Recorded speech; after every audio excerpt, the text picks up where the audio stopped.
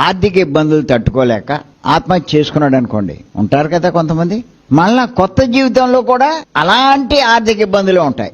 వేటిని తప్పించుకోవడానికి ఆత్మహత్య చేసుకున్నాడో మళ్ళా అలాంటిదే.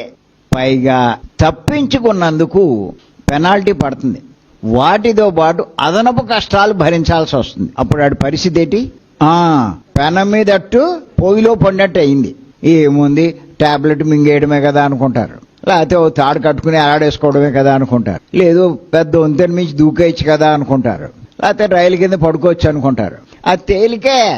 కానీ గోడ కొట్టిన బంతిలో మళ్ళా తిరిగి వస్తాడు. అలాంటి లైఫే ఉంటుంది. అందుకే పత్రిక గారు ఏమంటారంటే, ఎటువంటి పరిస్థితిలో ఆత్మహత్య చేసుకోకూడదు అంటారు. ఎన్ని కష్టాలు వచ్చినా ఓపికగా అనుభవించండి. అందుకే శాస్త్రాల్లో కూడా ఏమని చెప్పబడిందంటే, ఆత్మహత్య మహాపాపం అంటారు. పాపం చేయడం వల్ల వచ్చిన కష్టాలు భరించలేక ఆత్మహత్య చేసుకుంటే పెనాల్టీతో మళ్ళా అనుభవించాల్సి వచ్చింది. ఈ పాపం మహాపాపం అయిపోయింది. అంచేత ఇలాంటి కష్టాలు రాకూడదు అంటే సృష్టి నియమాల మీద అవగాహన ఉండాలి.